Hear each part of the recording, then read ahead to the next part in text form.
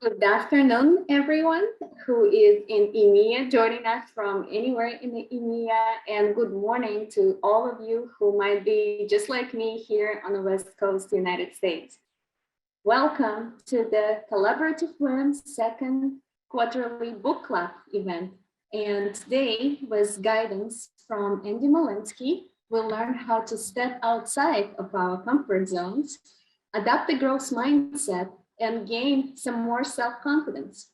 But before we begin today, I just have a quick request for each and every one of you just to make sure that your name on Zoom has also your society affiliation. So if you're joining us from CFA Society Istanbul, just make sure that you write out Istanbul after your name on Zoom. That way we can ensure that we have just a little bit more diversity when we're joining a breakout sessions. My name is Victoria Preska.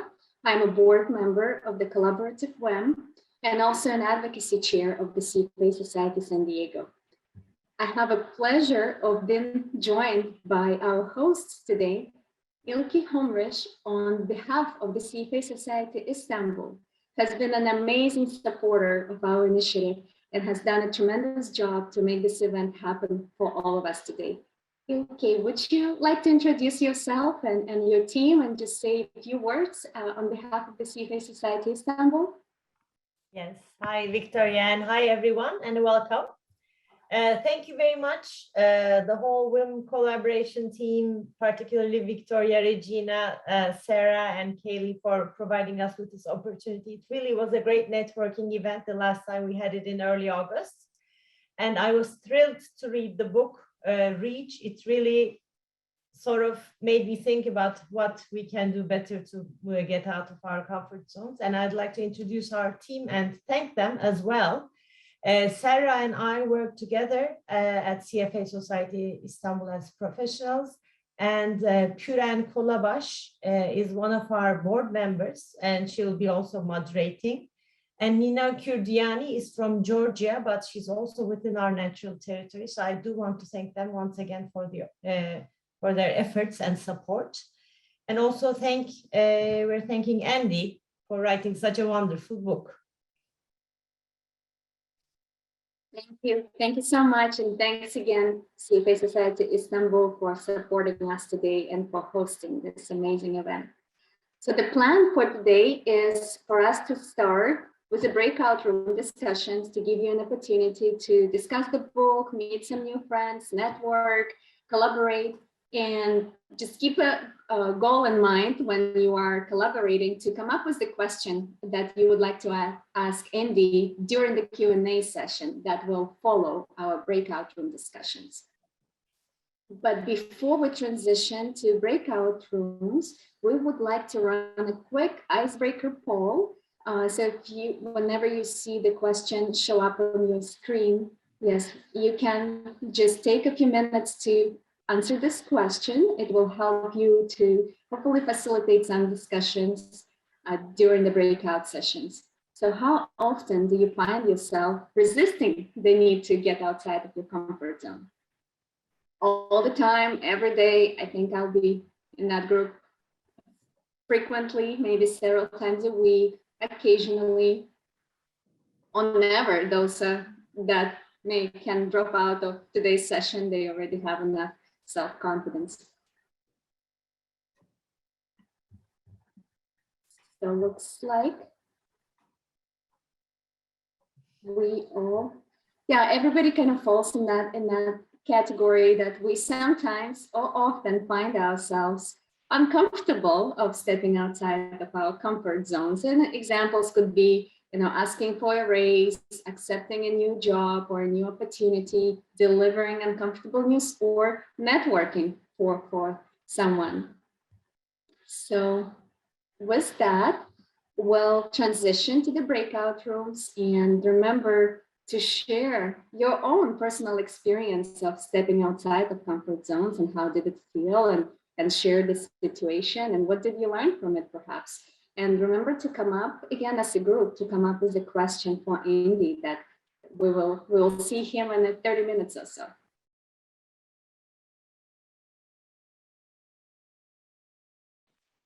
Well, welcome back, everyone. I hope you had productive session and just connecting with your coworkers, maybe colleagues, meeting some new friends and sharing some experiences and maybe just becoming just a little bit more comfortable with being uncomfortable.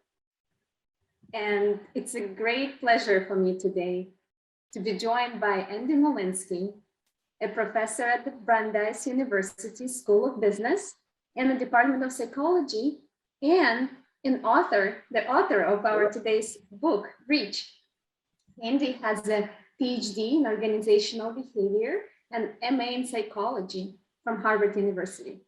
His work helps people to develop courage to step outside of their personal or cultural comfort zones and to perform tasks that are challenging but are so important in our everyday life and work.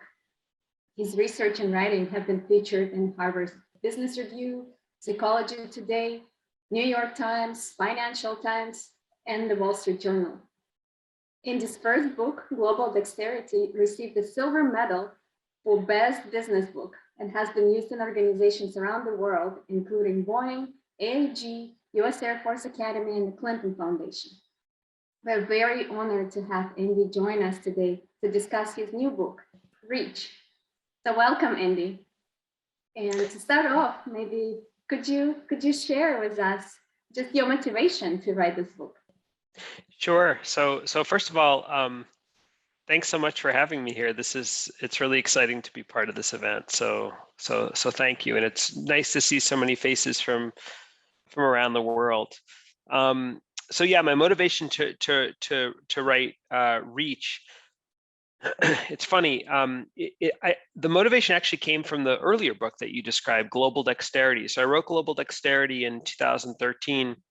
It's about stepping outside your cultural comfort zone. I wrote that book with Harvard Business Review, and I got a lot of nice comments throughout the days and months and years from people who are readers and users, and who appreciated the book. But I started getting all these, people who are interested in adapting behavior across cultures, because that's a big part of what I do. But I started getting all these other messages suggesting that I write a book about just stepping outside your comfort zone in general, like even beyond culture. And I got so many of these suggestions that I thought to myself, why don't I actually try it? And so that essentially was the catalyst, the instigator to start on this book.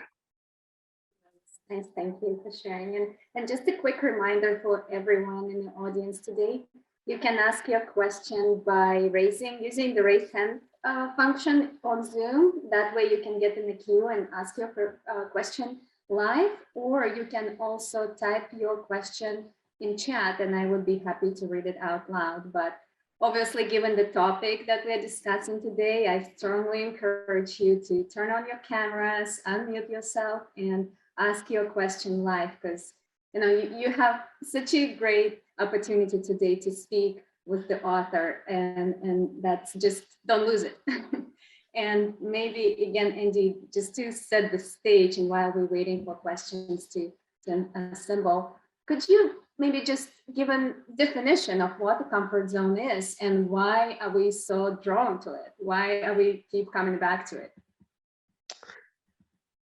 Yeah, so I mean, a comfort zone ultimately is a metaphor. It's a concept that we use. I think if you really dig deeper, more concretely, I think it's about anxiety, or perhaps other related emotions, fear, sort of intense negative emotions, let's say. And I think that at the center of your comfort zone, a comfort zone is a way to kind of conceptualize this in our minds, but at the center, metaphorically, of your comfort zone, with a particular task or situation, you'll experience probably very little anxiety. And then your anxiety will build towards the edges of your comfort zone. And then outside your comfort zone will probably be lots of anxiety. And so that's, I think, what comfort zone is. It's a nice, tidy metaphor for us to capture that concept. And so that's how I think about it. But, instead of talking about anxiety, I think comfort zone is a more compelling concept. Definitely. So I think we just got the question. We just got the question from the audience, who is from Regina, actually, who is wondering, so how do you continue? How do you persist to step outside of your comfort zone after a failure? I think after you fail already, I think it's a very fair question, because we might get disappointed, discouraged after we fail. So where do we find that courage to continue to persist? Yeah, so that's a great question. You know, and so many of these questions are so personal too, right? So I'm giving sort of generic perspective and advice, but you know, any particular advice would be very specific to an individual person. But I suppose I'd start with a question of failure, because that sort of frames the entire idea in terms of a performance lens as opposed to a learning lens. If you frame things, and a lot of sort of high achievers, CFAs probably, like, you know, high achievers will tend to think of things through a performance lens. Maybe you're familiar with, some of you, with Carol Dweck, the American psychologist's work on performance versus learning mindsets. What I advocate is, if possible, and it's easier said than done sometimes, is to not think of it as failure, but to try to think about it through the lens of learning. So failure, in quotation marks, actually becomes data for further improvement. It's a test case. It's an opportunity to learn. And so that's one perspective I'd offer. Another perspective is to try to set yourself up for success from the beginning. And what does that mean? That means taking trying to create the conditions for small wins. You know, we just had I'm in Boston, by the way. We just had the Boston Marathon a couple days ago, and I was thinking about it. And you know, I'm not a marathoner, but if I were, I don't think I would get off my couch here and go run a marathon. I imagine I would start by running around the block, and then running down the street, and so on and so forth. And so you're building not only that physical muscle, but also the psychological muscle, that resilience, that sense of efficacy and confidence. And that comes from taking sort of iterative steps. And so that's important too, in terms of your pre-planning to try to set yourself up for success. There's much more to it, but those are some initial thoughts I'd have. It's a good point. Just take small steps and celebrate small wins. And I think you described that in your book as well. And I see a question from Laura. Laura, would you like to unmute yourself and ask a question? Certainly, thank you. And Dr. Molinsky, thanks for being here with us. I'm with the CFA Society of Seattle here in Seattle, Washington. And at least in the States, over the last few years, there's been a lot of focus on authenticity, and especially in the workplace, and being able to bring your true authentic self to work. And in reading your book, I found it timely and challenging to talk about authenticity being one of the psychological barriers to stepping outside of that comfort zone. So I'm curious your thoughts on knitting those two concepts together, and how to kind of find the balance point between stepping out enough and sort of ignoring maybe those feelings of being inauthentic, you know, maybe long enough to find if you're doing something that is a good fit for you, versus when to basically cut your losses and say, this truly is not authentically me, you know, whatever the it might be. Love to hear your thoughts on that. That's a great question. Yeah, if you've read the book, that's where this concept of customization comes from. Customization is one of the tools that I found when I was doing this research for the book, interviewing lots and lots and lots of people. Actually, I don't know if I interviewed accountants or people with CFAs, but I mean, lots of business people, lawyers, police officers, doctors, and then all sorts of other sort of interesting people. And if you read the book, you've heard a lot of their interesting stories. One thing that just came up time and time again was this sort of challenge of whether I can be effective and quote unquote be myself at the same time, or if that's a trade-off. In other words, do I need to suppress who I am to be myself? Some people would say, just be yourself, you'll be fine. But then you realize that there are expectations in a particular situation that might not feel quote unquote authentic immediately. But what I started noticing people were doing and then it just became super clear to me once I realized it, is that people were doing these customizations. They were doing like these like mini experiments in all sorts of ways. Some of them consciously and some of them, I think, unconsciously, about trying to tweak and adjust how they performed a particular task, whatever it would be, so that they could move towards feeling authentic enough and also being competent and effective in the situation. That might be playing with body language. It might be playing with a word choice that you use. It might be your playing with timing. It might be something in the context. Some people brought a prop. Some people would use, I mean, all sorts of things that people would do in the spirit of the idea that there's no single way to perform a task or to do anything. If you imagine an archery target, you know, shooting an arrow, I think sometimes people get stuck on the idea that to be effective in a situation, you need to hit that bullseye. But the reality is that in most situations and in most contexts, you don't. There's more leeway. It's not just the bullseye, it's that the bigger ring, then the bigger ring, and somewhere in there, you can find a way to be yourself and be effective. But I also found that it was a process. It's not something necessarily that you snap your fingers and you can do. It's I don't know. It's like, you know, my kids upstairs are cooking lunch. It's like being a chef, where you're not going to just slap together ingredients and it's going to be perfect, or maybe it might be in some rare circumstance. You're going to have to taste and adjust and change and learn, right? You might make something and you might be like, it's pretty good, but I think next time I'm going to do this. And the same thing with behavior, and the same thing with customizing, and the same thing of trying to create your version of a behavior when stepping outside your comfort zone so that you can move towards feeling more authentic and being effective. Now, all that said, by the way, there are certain circumstances or situations where that gulf is just too big, right? Where you know, it might be because it's a particular corporate culture where you just don't fit, or something like that, or maybe a task where it just is so outside your comfort zone that stretch is really hard to make. And so that's when I say that it's kind of a judgment call, and the devil's in the details a little bit. Definitely. Well, it sounds like you have to have some self-awareness to really go through this, right? To feel when you are comfortable, when you're not comfortable, when you are improving, when you are customizing correctly, and how it feels, right? And emotional intelligence, to the extent that when you do feel anxiety or discomfort, you need to sort of lean into it and sort of reflect on that, as opposed to taking that as some signal that you need to get out of there, you know, the fight or flight reaction.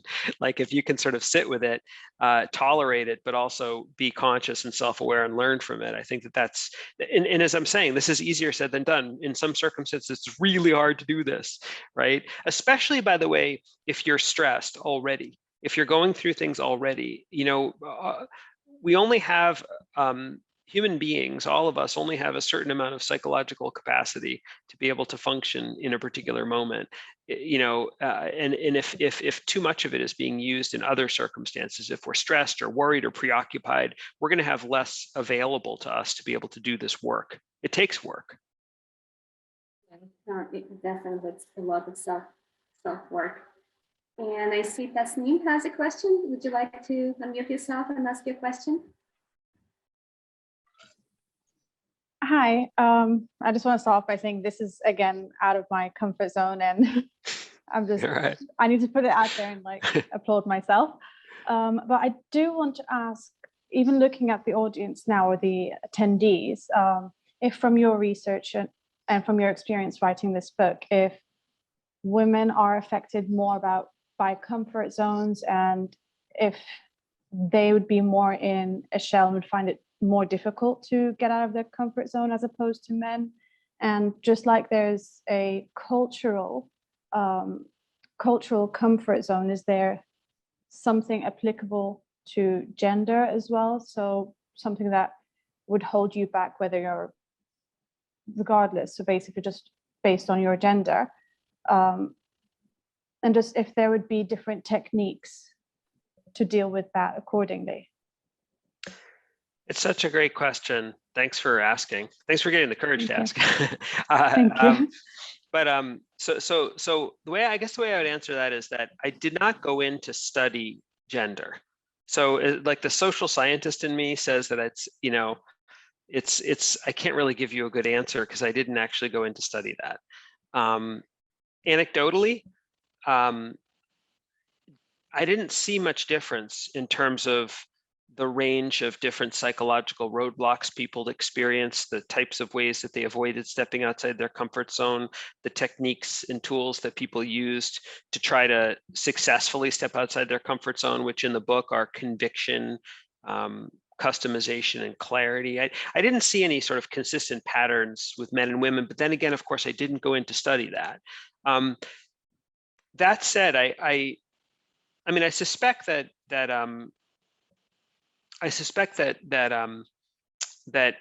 it could be particularly challenging. Let's just talk for women in a moment.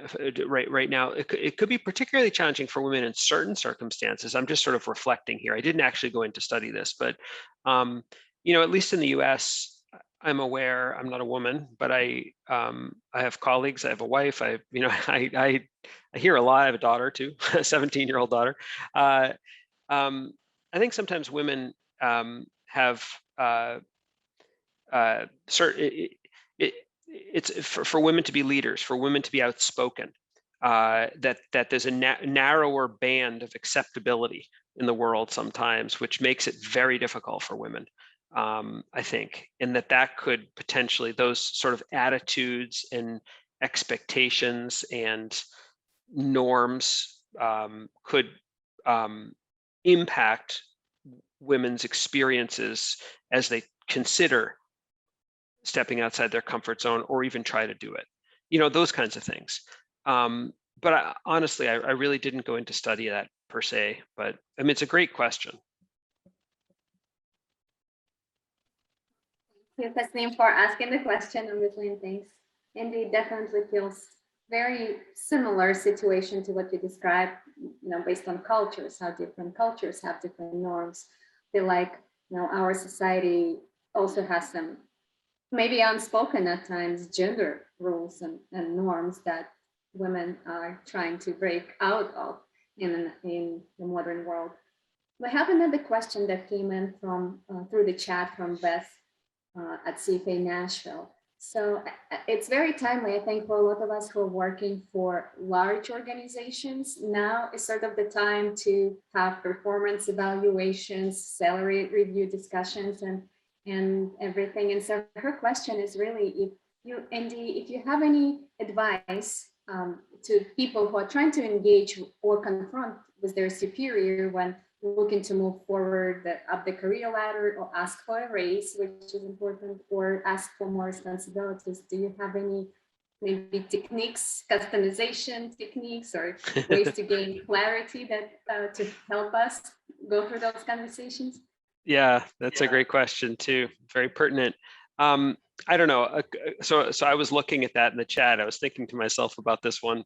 I guess a couple of thoughts come to my head. The first thought that I would say would be, I think it's very important to make the case to yourself before you even consider making the case to your boss. I think that's very important because that flows into the conviction side of things, actually, in terms of the Reach book. What is it that makes you feel that you deserve a raise? Let's say, is it the quality of your work, the quantity? Is it an equity issue? Is it a combination? Whatever it is, I think it's important to find that, own it, embrace it, make the case to yourself, because I think it'll be easier for you to make the case to someone else if you make the case to yourself psychologically first, which is really important. That'll also give you that sense of conviction. I think, obviously, I imagine most people would know to do your research, to have some sort of, but to do your research, we're getting sort of outside the world of the book Reach. This is just sort of like, advice about that particular situation. But doing your research, I think, is really important, and also keeping track of your accomplishments. A lot of times, people are sort of out of touch with what you've done specifically, and to keep a record of what you've done, and to keep a record of exactly how that's gone. So did you help, raise a round of funding? Did you save the company money? Did you have great testimonials about your work. Whatever the data is that you're going to use to make your case, I think you want to be a data collector, and you want to really do a good job at that on an ongoing basis. I would even make that a practice or a habit, to be honest. I think that's good too, and that feeds also into conviction in some ways. I think that there is the side of customization that we've talked about. Like, I don't think there's any perfect way to ask for a raise, but there might be a perfect way for you, or at least a way that works for you to customize it in a way. And the customization could be making you yourself feel more comfortable and confident, however that is. It could be anything. I have a friend, a female friend who wears a bracelet whenever she has to do something that takes courage, and she calls it her fierce bracelet. I don't know why, it just has that connotation to her, and she wears it. Remember, courage is not doing something without fear. It's doing something with fear. Like, it's in the presence of fear, still taking action. So I think customizing in your way that works for you, but also customizing on the other side too, like understanding how your particular boss or whoever your audience is, what's going to be most persuasive to them. Are they wowed by numbers? Do they like compelling stories? Is it a combination of both? Whatever it might be. So like, you're customizing both kind of internally to try to regulate your own psychological mindset, but also to increase the odds of success. So anyways, those are a couple of thoughts. I'd have to think more, but those are some initial thoughts. Thank you. Maybe an idea for the next character in one of your following books. Yeah, I should have part 2. Yes, definitely. And I was thinking, kind of not necessarily a related question, but that one of the techniques and one of the important things you describe in the book is building that support group around yourself, right? And having a mentor. Do you have any advice for us on how to find the right mentor, how to approach that mentorship relationship, and how to cultivate it and make the most use of it, obviously, for ourselves? Yeah, it's interesting. And this is advice. So in my own career, I think I've only had one mentor, maybe 2, and one of them passed away. It was my advisor from graduate school. I think sometimes people get caught on the idea of a mentor, that it's supposed to be some sort of like, that there's some sort of perfect mentor, and if you don't find that person, you're out of luck. I think you can have, I think you can have like a series of mentors, that you go to for various things. You can have like a cabinet of mentors, in a sense, that you can go to. I think that's important, because certain people will have certain perspectives about different aspects of your career that can be helpful for you. And mentors might be just above you in terms of seniority. They could be way above you in seniority. So I think that's important. And of course, even more important, I think, than a mentor is someone who's an advocate. I'm not sure if that's a correct word, but someone who goes beyond just mentoring, but actually helps create opportunities for you. I mean, to me, that's above and beyond a mentor. And I think that's really important to have in an organization, in your career too, to have people who really believe in you and are not believe in you to such an extent that they're willing to open doors for you. And I think that's, now how do you find that person? You don't go to LinkedIn and write a in-mail message and say, excuse me, would you please be my advocate? It's like, these are cultivated over time, which, by the way, could be outside some people's comfort zones to be able to build these relationships. So but I think that's really important. That's the advice I would give someone early in their career, for sure. Yeah, that's a very good point, to have somebody who is able to speak for you when you're not in the room, right? That's the whole. Absolutely. Yeah. We have another question through chat from Nicholas of CFA Society Beirut, and his question is just very, very actual, given the environment where we are right now in the online work from home environment. So he's wondering if you think that the dominance of online activities nowadays is an opportunity for someone to step outside of their comfort zone quicker.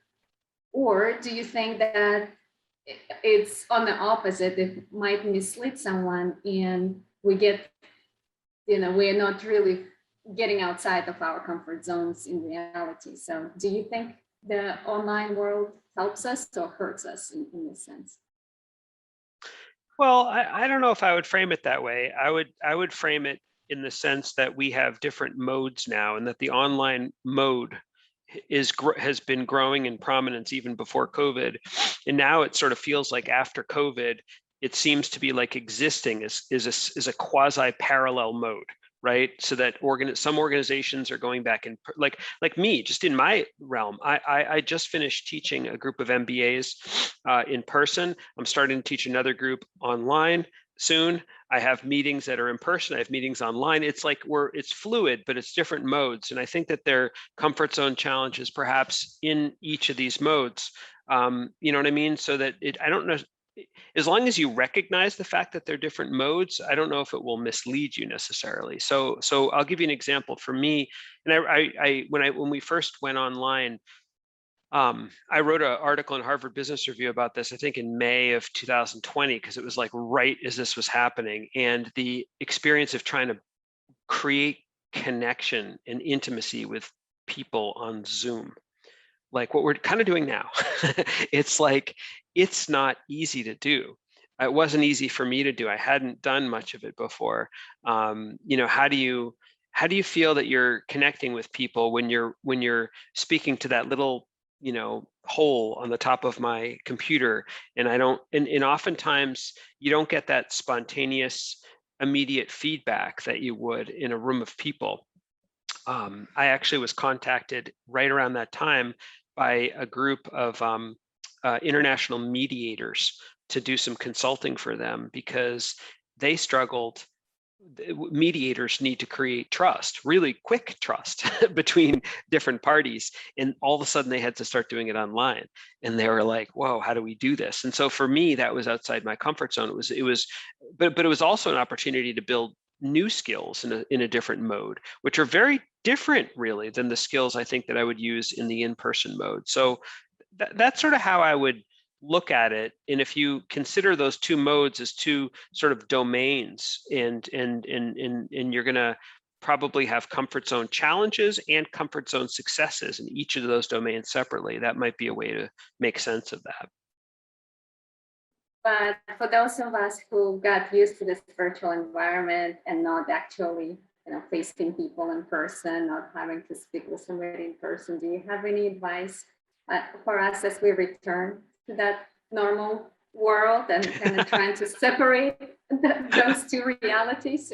Yeah, I guess the advice would be to sort of cut yourself some slack, like treat yourself with the same compassion that you would treat a friend with.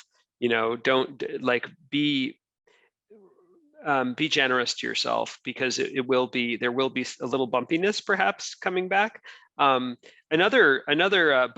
it's like riding a bike. You'll most of your life you were in person. It's not going to be all that different, though what is different, I have to tell you, is the masks.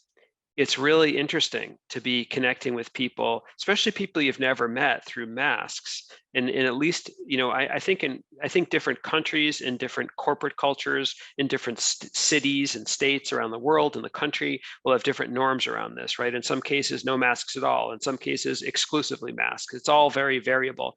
In the university I teach at, in a classroom setting, we have required masks. So I see my students, and they're all wearing these masks, and it's really surreal. I had a virtual session with them the other day, and like we all saw our faces. It was a little shocking. It was very interesting, but I do think that you lose some nonverbal communication with the masks. Actually, you think about it. Think about how much we communicate from our eyes down, in terms of sort of like nonverbal communication and the meta messages that we want people to read from the way that we communicate. And I think that that's in some ways that's shut off, and that makes communication a little more potentially awkward. And then of course there's the safety issue. Some people are concerned legitimately about COVID and so on. So, but I think I'm bullish. I'm confident that people will be able to step back into real world interactions. Yeah, definitely. We just have to learn how to smile with our eyes now, too, and then I think everything will be good. Exactly. And Sarah has a great question that she sent us through the chat. So she's wondering if, Andy, your work discusses a lot of examples of famous people whose limitations to their comfort zone in many cases are surprising. Can you share a few of these examples with us today?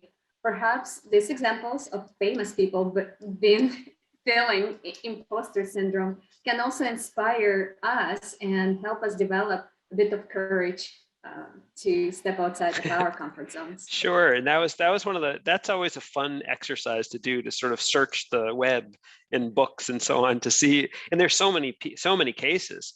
I don't know. I'll just off the top of my head, Gandhi was a lawyer before he became a public figure, and he would often have panic attacks in the courtroom. He described them as incredibly painful. Actors, lots of actors. Hugh Grant. Natalie Hugh Grant also has panic attacks. He's talked about having panic attacks on stage. Natalie Portman, the actress, the Israeli American actress, she went back. She's an actress, but she also then went back to college. She took a hiatus in her acting career, went back to college, went to Harvard for college, and she felt intense imposter syndrome at Harvard. That she was just a quote unquote dumb actress, and who would want to hear from her, and what could she possibly say in any context among all these super smart people and so on. She actually has a great talk about this on YouTube, but you could find it. She went back to Harvard after she had graduated and gave a speech to the graduates about imposter syndrome, which was really poignant. I don't know, Warren Buffett. We all know Warren Buffett. He was afraid of taking classes that included public speaking. Adele, the singer, she's notorious for stage fright, and she would sometimes even escape performances. I mean, I could go on and on. There's so many examples, but yeah, hopefully that inspires you. Definitely, it makes us feel that we're not alone. No, definitely not. Well, there was actually I just want to mention this too. I think I mentioned it in the book, and if not, let me mention it now. There was a really interesting survey that a consulting firm did, and that was reported in Harvard Business Review, I mean, maybe 5-10 years ago, about what CEOs were afraid of the most, like what sort of scared them the most. And it wasn't like, competition, it wasn't economic circumstances, it wasn't inflation, I don't know, supply chains, it was the imposter syndrome. So there you go. Now, it's unbelievable when we're watching those successful people, CEOs, presidents, you name it, and to realize that each one of them at some point felt that imposter syndrome. And one of our first WIM original events was actually an event on imposter syndrome. And I would encourage every one of you, if you haven't attended that session, there is a replay available where we talk in depth about what an imposter syndrome is, and also reveal some kind of steps and strategies of how to fight it. But acceptance is very important, I think, too, and something that you described, India, as well. And one last thing I just wanted to share was, as we live our lives, if you imagine that there's like acting, there's a front stage and there's a backstage, behind the curtain and in front of the curtain. When we see people, we see them in a public way. We see their front stage existence. We see what they post on Facebook about their, wonderful families and all their accomplishments on LinkedIn and this and that, and or even whatever, even not even their accomplishments, just a strict detailing of their careers or whatever it is. What we don't have access to is their inner worlds behind the curtain, behind the stage. I remember I was giving a talk at, I think it was PwC, the consulting firm, about reach. and I was talking with one of the managing directors there, and we were joking.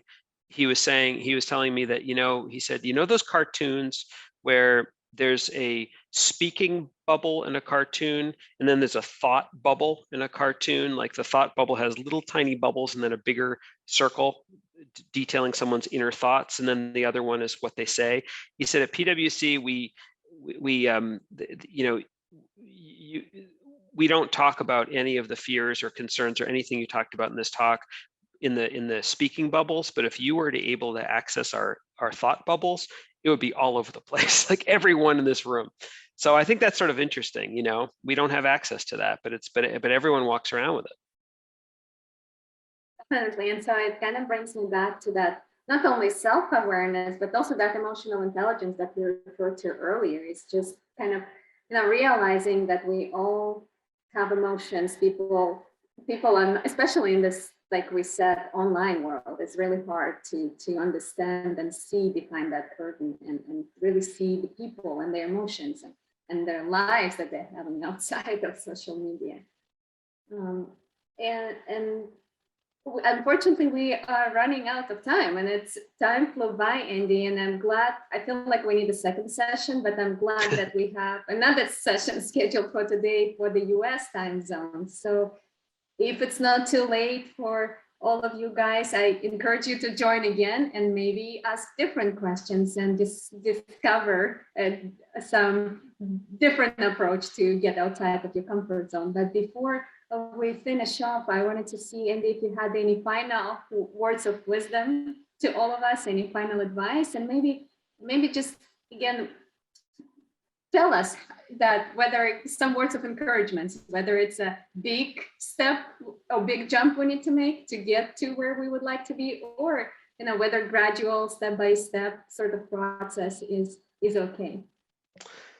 Well, I have confidence in all of you to step outside your comfort zones. I mean, I don't think that it's I don't think that it's rocket science, but I think that it does take some effort and in strategy and in dedication. But I've just been amazed at the progress that people can make using the tools that I talk about, probably using other tools too, but I'm familiar with the tools that I talk about. So I have all the confidence in the world that if you put your mind to it, you'll be successful at remember those baby steps though, and those small wins, but you'll be able to step outside your comfort zone in whatever situation it is that you've been thinking about. Very, very helpful. And thank you for believing in us. And thank you so much for joining us today. It means so much for all of us after having read your book to actually meet you in person based on today's norms and just have this opportunity to hear your thoughts and have this discussion. We really, really appreciate it. And I think for a few takeaways, go ahead, Andy. I was just going to say thanks for having me. I enjoyed it. Yeah, thank you. And I think a few takeaways for all of us today is just that we are not alone in this, and it's okay to have these feelings. There is a lot of encouraging and motivating examples that Andy shares in his research and his books that it's okay. And I think the first step, as we discussed, is just accepting that challenge, accepting that reality, and making small steps towards your bigger goal. And obviously it sounds easier than it is, but Andy believes in us, and we are all going to be successful and all going to achieve our goals.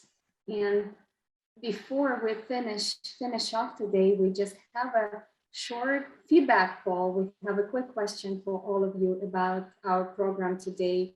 If you could just take a few minutes to respond whether you enjoyed our session today. It really helps us to improve our programming going forward. And of course, if you have any other feedback, suggestions, thoughts, feel free to reach out to any one of us on the board of Collaborative WIM. Just once again, I wanted to thank all of you for participating today. And thank you, Andy, again, for sharing your morning or your afternoon with us. And thank you so much to the CFA Society Istanbul for making this event happen, and to the Collaborative WIM board members who are here today as well for their passion about this topic and their passion about creating diversity in the financial industry.